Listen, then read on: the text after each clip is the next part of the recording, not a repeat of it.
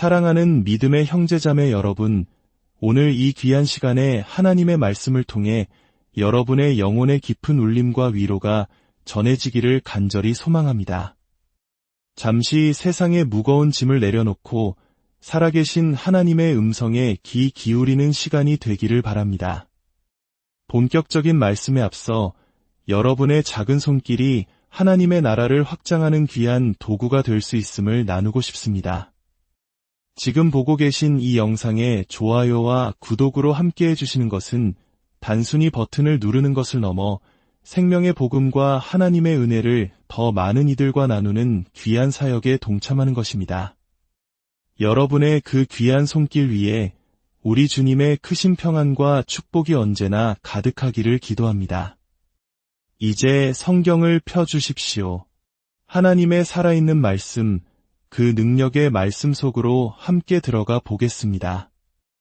오늘 우리는 마태복음 3장 13절에서 17절의 말씀을 중심으로 은혜를 나누고자 합니다. 이때에 예수께서 갈릴리로부터 요단강에 이르러 요한에게 세례를 받으려 하시니 요한이 말려 이르되 내가 당신에게서 세례를 받아야 할 터인데 당신이 내게로 오시나이까. 예수께서 대답하여 이르시되 이제 허락하라. 우리가 이와 같이 하여 모든 의를 이루는 것이 합당하니라 하시니 이에 요한이 허락하는지라. 예수께서 세례를 받으시고 곧 물에서 올라오실새 하늘이 열리고 하나님의 성령이 비둘기 같이 내려 자기 위에 임하심을 보시더니 하늘로부터 소리가 있어 말씀하시되 이는 내 사랑하는 아들이요 내 기뻐하는 자라 하시니라. 아멘. 여러분, 저는 오늘 이 본문 전체가 아니라 단 3단어에 집중하고 싶습니다. 바로 13절의 시작, 이때에 예수께서입니다. 옆 사람을 바라보며 이렇게 선포해 봅시다. 그때에 예수께서 오십니다. 어제 어떤 일이 있었는지는 중요하지 않습니다. 과거에 어떤 실패를 경험했는지도 중요하지 않습니다. 의사가 당신의 건강에 대해 어떤 진단을 내렸는지, 회계사가 당신의 재정 상황을 어떻게 평가했는지도 중요하지 않습니다. 당신을 괴롭히는 종양, 마음의 상처, 육신의 질병, 당신을 향한 미움과 비난의 목소리들, 그 어떤 것도 중요하지 않습니다. 왜냐하면 그 모든 절망의 한가운데 바로 그때에 예수께서 오시기 때문입니다. 다시 한번 옆 사람에게 선포합시다. 바로 그때에 예수께서 오십니다. 살아계신 하나님의 영이시여, 오늘 우리 가운데 새롭게 임하여 주시옵소서. 우리가 생명의 책을 펼쳐 하나님의 말씀을 들을 때 우리의 굳은 마음을 열어주시고 닫힌 눈을 뜨게 하여 주시옵소서. 우리를 찾아오시는 주님을 찬양합니다. 우리와 함께 하시는 주님의 임재에 감사드립니다. 스스로를 감추지 않으시고 우리에게 나타내시며 그 깊은 비밀을 열어 보여주시는 주님의 계시에 감사드립니다. 주님, 우리가 주님께로 갈 수 없었을 때 우리에게 먼저 찾아와 주신 그 여정에 감사드립니다. 하나님과 우리 사이의 그 머나먼 거리를 친히 좁혀주신 은혜에 감사드립니다. 우리의 팔은 너무나 짧았고 우리의 죄는 너무나 무거웠습니다. 그러나 주님께서 우리를 구원하시기 위해, 우리를 돌보시기 위해 오셨습니다. 바로 그때에 예수께서 오셨습니다. 오늘 선포되는 이 말씀에 복을 더하여 주시옵소서. 예수님의 이름으로 기도합니다. 아멘. 여러분, 오늘 우리가 읽은 이 본문은 신약 성경 전체에서 가장 심오하고 강력한 구절 중 하나입니다. 이 말씀은 마치 경첩과 같아서 과거와 미래를 동시에 바라보게 합니다. 예수님께서 어디로부터 오셨는지, 그리고 어디로 오셨는지를 보여줍니다. 놀랍게도 이 신약의 본문은 구약의 수많은 예언들이 그러했듯 그 자체로 하나의 거대한 예표, 즉 그림자 역할을 합니다. 보통 미래에 대한 예언이나 예표는 구약 성경에서 발견됩니다. 하지만 오늘 본문, 예수님께서 세례 요한에게 세례를 받으시는 이 특별한 순간은 신약 안에서 미래를 비추는 강력한 예언적 사건이 됩니다. 이것이 얼마나 중요한 사건인지 이해하기 위해 우리는 시간을 거슬러 올라가야 합니다. 창세기 3장 15절에서 하나님께서는 인류 최초의 복음을 선포하셨습니다. 여자의 후손은 뱀의 머리를 상하게 할 것이요 뱀은 그의 발꿈치를 상하게 할 것이니라. 이 예언은 예수 그리스도께서 결코 하나님의 즉흥적인 계획이 아니었음을 보여줍니다. 하나님께서 어떤 문제에 직면하여 당황하며 급하게 내놓은 해결책이 아니라는 뜻입니다. 이것은 창세 전부터 하나님의 마음속에 예비된 계획이었습니다. 지옥이 질문을 던지기도 전에 하나님께서는 이미 해답을 가지고 계셨습니다. 사탄이 질병을 퍼뜨리기도 전에 하나님께서는 이미 치유를 예비하셨습니다. 지옥이 고통을 만들어내기도 전에 하나님께서는 이미 구원의 길을 준비하셨습니다.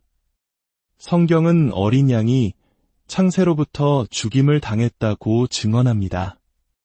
이는 영원 속에서 문제가 발생하기도 전에 하나님께서 이미 모든 것을 해결해 놓으셨다는 의미입니다. 시간은 단지 하나님께서 미리 정하시고 예정하신 그 계획을 우리에게 드러내고 펼쳐 보이는 도구일 뿐입니다. 이 사실을 깨닫는다면 지금 우리가 겪고 있는 문제들을 다른 시각으로 바라볼 수 있게 됩니다. 문제 해결은 우리의 기도가 얼마나 강력한지, 우리의 입술에 얼마나 큰 능력이 있는지에 달린 것이 아닙니다. 그것은 바로 하나님의 주권적인 계획에 달려 있습니다. 하나님께서는 이미 여러분의 문제를 해결해 놓으셨습니다. 지금 당신이 밤새 걱정하고 있는 바로 그 문제, 하나님께서는 이미 완벽한 해결책을 가지고 계십니다. 하나님은 반응하시는 분이 아니라 행동하시는 분입니다. 그분은 시작부터 끝을 아시며 모든 것을 미리 정해 놓으셨습니다. 그리고 달력의 날짜들을 사용해 당신의 삶을 위해 이미 예비해 놓으신 해답을 드러내실 분입니다. 그러니 무엇을 걱정하십니까? 무엇 때문에 낙심하십니까? 왜 새벽 2시에 방바닥을 서성이며 잠 못 이루십니까? 하나님께서는 문제가 시작되기도 전에 이미 치료법을 준비해 놓으셨습니다. 우리가 기도할 때 그 기도는 창세 전부터 하나님께서 예비해 두신 것을 풀어놓는 열쇠가 될 뿐입니다. 사실 싸움은 이미 이긴 싸움입니다. 원수는 이미 패배했습니다. 사탄은 이미 결박되었습니다. 당신은 모든 저주와 주술, 사탄의 공격과 모든 질병과 고통에 대해 이미 승리했습니다. 그래서 찬송가 가사는 이렇게 노래합니다. 싸움이 끝날 때까지 기다리지 말라. 이 의미를 아시겠습니까? 결과가 나올 때까지 기다렸다가 찬양하는 것이 아니라 믿음으로, 신용카드로 미리 찬양하라는 것입니다. 하나님께서 반드시 갚아주실 것을 알기 때문입니다. 만약 당신이 지금 겪는 모든 일 가운데 하나님께서 선하게 일하실 것을 믿는다면 바로 이 자리에서 그분께 영광의 찬양을 올려드리십시오. 제가 하나님에 대해 가장 사랑하는 점은 그분께서 때때로 우리에게 개봉 예정작의 예고편을 보여주신다는 사실입니다. 영화 전체를 보여주실 때는 아직 아니지만 살짝 엿볼 수 있는 기회를 주시는 것입니다. 그래서 우리는 구약 성경 전체에서 데오파니, 즉 하나님의 현현을 목격합니다. 이는 하나님께서 구약 시대의 당신의 계획의 일부를 예수 그리스도의 모습을 언뜻 보여주시는 사건들입니다. 예를 들어 다니엘의 세 친구가 불타는 풀무불 속에 던져졌을 때 느부갓네살 왕은 혼란에 빠졌습니다. 그는 외쳤습니다. 우리가 분명히 세 사람을 결박하여 던지지 아니하였느냐? 그런데 보라, 결박되지 아니한 네 사람이 불 가운데로 다니는데 그 넷째의 모양은 신들의 아들과 같도다. 그 불 속에 함께 걷고 있던 네 번째 사람이 누구라고 생각하십니까? 그렇습니다. 바로 예수 그리스도이십니다. 만약 당신이 지금 불같은 시련 속을 걷고 있다면 당신은 결코 혼자가 아님을 기억하십시오. 그 불은 너무나 뜨거워서 새 친구를 던져 넣었던 군인들을 태워 죽일 정도였습니다. 하나님께서 불의 뜨거움을 없애신 것이 아닙니다. 열기는 그대로였습니다. 그 불은 그들을 묶고 있던 밧줄을 태웠고 그들을 던진 사람들을 태웠습니다. 하지만 그들은 불 속에서 멀쩡히 걷고 있었습니다. 지금 당신이 걷고 있는 그 고난의 길은 당신 주변의 모든 것을 불태워버렸을지도 모릅니다. 그것이 뜨겁지 않다는 말이 아닙니다. 고통스럽지 않다는 말이 아닙니다. 어렵고 힘들지 않다는 말이 아닙니다. 그러나 보십시오. 당신은 여전히 그 불꽃 속을 걷고 있습니다. 해변에 있었으면 더 좋았을지 모르지만 불꽃 속에서 걷게 하시는 하나님을 찬양해야 합니다. 사람들이 당신에 대해 험담해서 화가 날지 모르지만 그 불 속에서도 걷게 하시는 하나님을 찬양해야 합니다. 때로는 지옥을 향해 보란 듯이 한번 걸어줄 필요가 있습니다. 나는 아직 여기 있다. 나는 여전히 움직이고 있다. 나는 계속해서 전진하고 있다고 선포하는 것입니다. 나를 불 속에 던져넣은 모든 것들은 다 불타 없어졌지만 나는 여전히 예수님과 함께 이 불의 한가운데를 걷고 있습니다. 또 다른 예가 있습니다. 야곱이 야복강 나루터에서 날이 새도록 어떤 사람과 씨름했던 사건을 기억하십니까? 성경은 그가 어떤 사람과 씨름했다고 기록합니다. 이것 역시 하나님의 현현입니다. 하나님께서 친히 야곱을 찾아오신 것입니다. 당신이 누구인지 몰라 혼란스러워할 때, 사람들이 당신을 부르는 이름이 당신의 전부라고 생각할 때, 하나님은 당신을 만나러 오십니다. 야곱은 평생 자신이 속이는 자라는 뜻의 야곱인 줄로만 알았습니다. 하지만 그의 진짜 이름, 그의 진정한 정체성은 하나님을 간절히 찾는 과정 속에 숨겨져 있었습니다. 당신은 하나님을 추구하기 전까지는 결코 당신이 누구인지 알 수 없습니다. 그래서 우리는 외적인 치장을 멈추고 하나님을 추구하는 일에 전심을 다해야 합니다. 당신이 진짜 누구인지를 아는 분은 오직 하나님 한 분뿐입니다. 당신의 어머니도 아버지도 형제도 아닙니다. 오직 하나님만이 당신의 이름을 아시고 당신을 향한 목적과 계획을 아십니다. 보십시오. 예수님은 이렇게 역사를 관통하여 계속해서 자신을 드러내 오셨습니다. 아브라함이 이삭을 제물로 바치기 위해 모리아 산에서 손을 높이 들었을 때 하나님께서는 하늘에서 아브라함아, 아브라함아 라고 2번 부르셨습니다. 하나님께서 어떤 것을 2번 말씀하실 때는 그것이 하늘과 땅에서 확정되었음을 의미합니다. 내 손을 멈추어라. 보라, 내가 수풀에 걸린 순양 한 마리를 준비해 두었노라. 여러분, 여기서 예수님이 보이지 않으십니까? 저는 보입니다. 예수님은 바로 그 수풀에 걸린 수샹이셨습니다. 때가 차기까지 기다리셨다가 마침내 자신을 드러내신 것입니다. 그리고 마침내 때가 찼을 때 하나님께서는 동정녀 마리아를 찾으셨고 성령으로 잉태되어 아들을 낳을 것이며 그의 이름을 예수라 하라고 말씀하셨습니다. 이는 그가 자기 백성을 그들의 죄에서 구원할 자이심을 의미했습니다. 예수님은 태어나신 후 성전에서 할례를 받으셨습니다. 이것은 그분의 보혈이 처음으로 흘려진 순간입니다. 십자가에서 모든 피를 쏟으시기 전 그분의 피가 가진 구원의 능력을 미리 보여주는 예고편과도 같았습니다. 그분의 보혈은 결코 능력을 잃지 않았습니다. 12살 때 그는 성전에서 율법학자들과 토론하며 그들을 놀라게 하셨습니다. 이는 그분의 지혜가 학교 교육이나 나이에서 비롯된 것이 아님을 보여줍니다. 그분은 12살 때나 30살 때나 3000년이 지난 지금이나 동일하게 전지전능하신 분이십니다. 그분은 모든 것을 아시고 모든 것을 보시며 모든 것을 고치시고 모든 것을 움직이시는 하나님이십니다. 그리고 마침내 그분은 요단강으로 내려오십니다. 이것은 계시의 순간입니다. 그 전까지 예수님은 주목받지 못하셨습니다.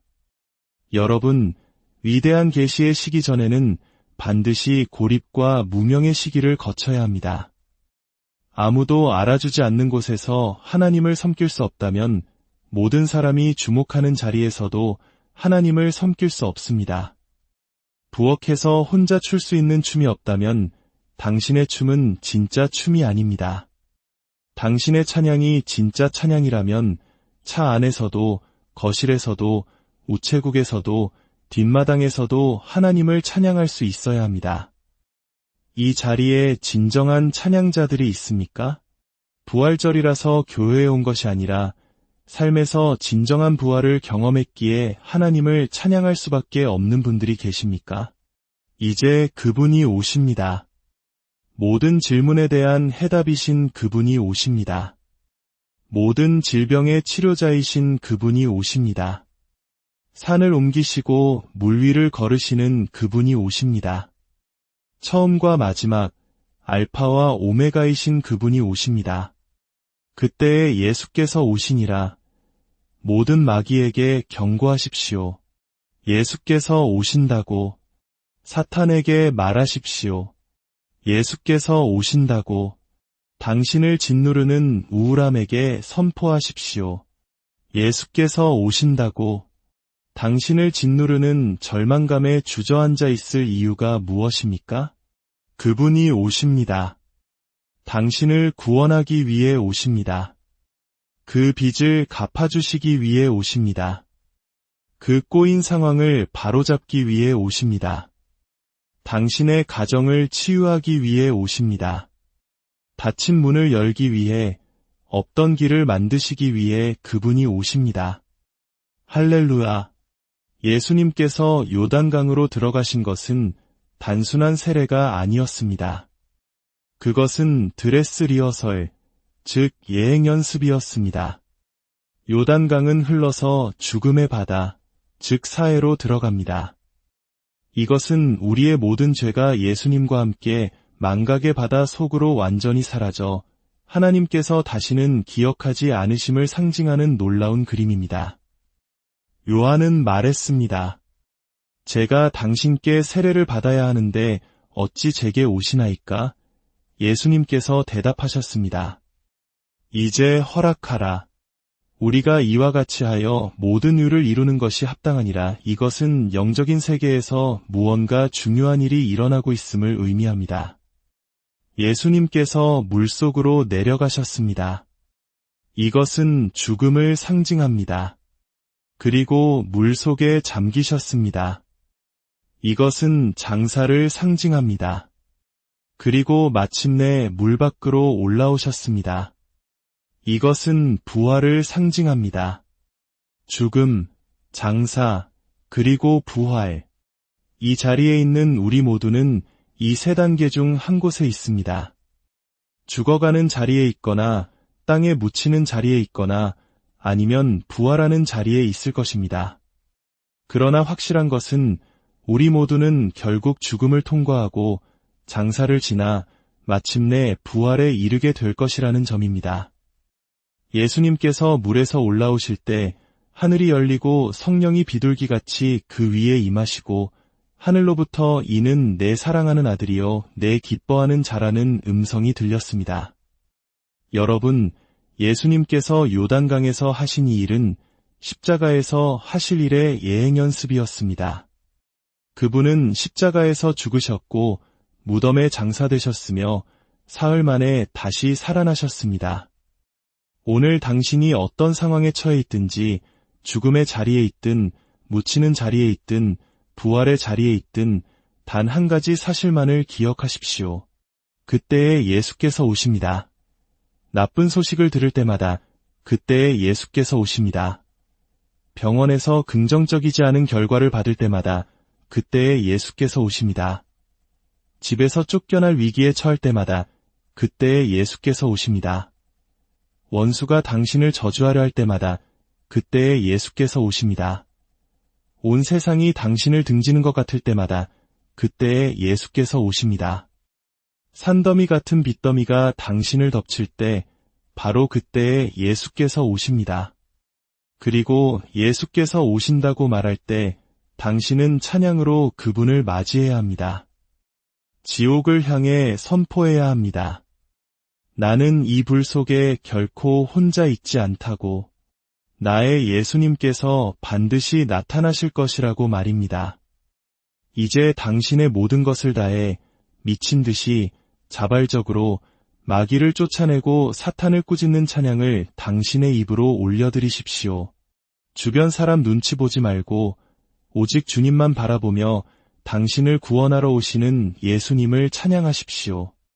예수님이 내 집에 오십니다. 예수님이 내 상황 속에 들어오십니다. 마음을 풀고 당신의 이성을 내려놓고 오직 성령에 이끌리어 그분을 찬양하십시오. 주변의 10사람에게 손을 뻗어 선포합시다. 그분이 오십니다. 당신을 위해